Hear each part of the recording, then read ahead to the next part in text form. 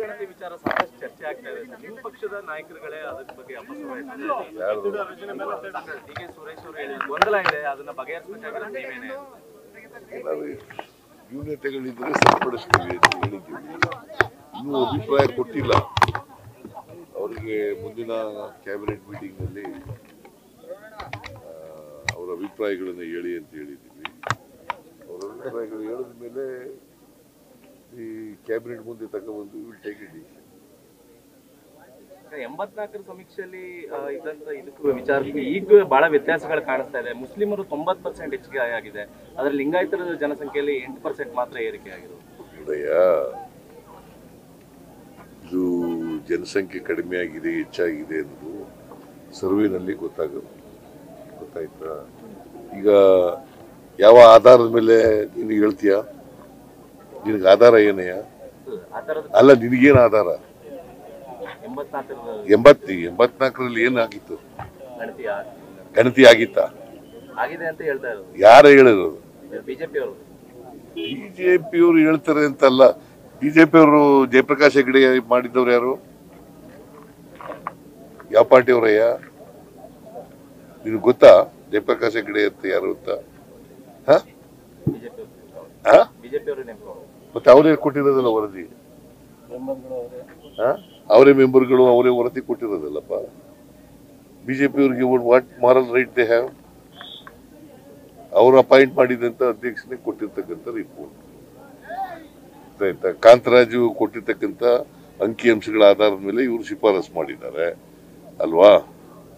ನೋಡೋಣ, ಮಿನಿಸ್ಟ್ರಿಗಳೆಲ್ಲ ಅವರು ಅಭಿಪ್ರಾಯ ಹೇಳಿ ಆಮೇಲೆ ಕ್ಯಾಬಿನೆಟ್ ನ ಮುಂದೆ ಇಟ್ಟು will take it decision. Sir, ಬೆಂಗಳೂರಿನಲ್ಲಿ ವಿಂಗ್ ಕಮಾಂಡರ್ ಒಬ್ಬ ಯುವಕರ ಮೇಲೆ ಹಲ್ಲೆ ಮಾಡಿದ್ದಾನೆ, ಜೊತೆಗೆ ಕನ್ನಡಿಗರ ಮೇಲೆ ಕೆಟ್ಟದಾಗಿ ಬಿಂಬಿಸುವಂತ ಪ್ರಯತ್ನಗಳು ಕೂಡ ಆಗಿದೆ. ಭಾಷಾ ವಿಚಾರದಲ್ಲಿ ಅದಕ್ಕೆ ಕಾನೂನು ರೀತಿ ಕ್ರಮ ತಗೊಳ್ಳಿ ಅಂತ ಹೇಳಿದ್ದೀನಿ. ಯಾರೇ ಆಗಲಿ, ವಿಂಗ್ ಕಮಾಂಡರ್ ಆಗಲಿ ಯಾರು ಆಗಲಿ, ಕಾನೂನು ರೀತಿ ಕ್ರಮ ತಗೊಳ್ಳಿ ಅಂತ ಹೇಳಿದ್ದೀನಿ. ಇವರು ಕಂಪ್ಲೇಂಟ್ ಕೊಟ್ಟಿದ್ದಾರೆ, ಅವರು ಕಂಪ್ಲೇಂಟ್ ಕೊಟ್ಟಿದ್ದಾರೆ, ಗೊತ್ತಾಯ್ತಾ? ಅದರಿಂದ ಕಾನೂನು ರೀತಿ ಕ್ರಮ ತಗೊಳ್ಳಿ ಅಂತ. ಭಾಷಾ ವಿಚಾರದಲ್ಲಿ ನಿರಂತರವಾಗಿ ದಬ್ಬಾಳಿಕೆ ನಡೀತಾ ಇದೆ ಅಂತ. ನೋಡಪ್ಪ, ಭಾಷೆ ಹಿಂದಿ ಏರಿಕೆಗೆ ನಾವು ಬಿಡಲ್ಲ. ಹಿಂದಿ ಭಾಷೆನ ಕೇಂದ್ರ ಸರ್ಕಾರ ಮಾಡಿದ್ರೆ ನಾವು ಅದಕ್ಕೆ ವಿರೋಧ ಮಾಡ್ತೀವಿ, ಒಪ್ಪಲ್ಲ ಅಂತ ಹೇಳಿದ್ದೀವಿ. That is our stand, state government stand. ದ್ವಿಭಾಷಾ ನೀತಿ ತಂದಿದೀವಲ್ಲ ಈಗಾಗಲೇ. ತರ್ತೀರ ಅಂತಲ್ಲ, ಈಗಾಗಲೇ ದ್ವಿಭಾಷಾ ನೀತಿ ಇದೆ.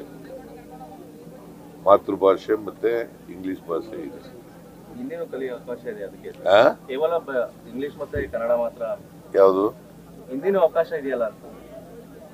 ಇಲ್ಲಿ ಹಿಂದಿ ಎಲ್ಲಿದೆ? ಹಿಂದಿ ಅವಕಾಶ ಇದೆ, ಆ ಕಾರಣಕ್ಕೋಸ್ಕರ ಈ ರೀತಿ ತ್ರಿಭಾಷಾ ಸೂತ್ರ ಇಲ್ಲ. ನಾವು ಕನ್ನಡ ಮತ್ತು ಇಂಗ್ಲಿಷ್ ಅಷ್ಟೇ ಕಲಿಸೋದು. ಸರ್, ಕೆಪಿಎಸ್ಸಿ ಏನಾಯ್ತು ಸರ್? ಈಗ ಪಾದಯಾತ್ರೆ ಮಾಡ್ಲಿಕ್ಕೆ ಅಂತ ಹೊರಟಿದ್ದಾರೆ. ಸೆಷನ್ ಅಲ್ಲಿ ಕೂಡ ಬಹಳ ಚರ್ಚೆ ಆಗಿತ್ತು. ಯಾರು? KPSC service commission.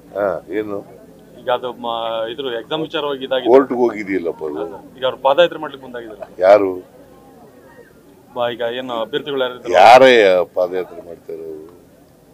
ನೀವು ಸುಮ್ಮನೆ ಏನು ಅರ್ಧಂಬರ್ಧ ತಿಳ್ಕೊಂಡ್ ಪ್ರಶ್ನೆ ಕೇಳ್ಬಿಟ್ರೆ ಸರಿ, ಪೂರ್ಣ ತಿಳ್ಕೊಂಡು ಕೇಳಿ ಪ್ರಶ್ನೆ.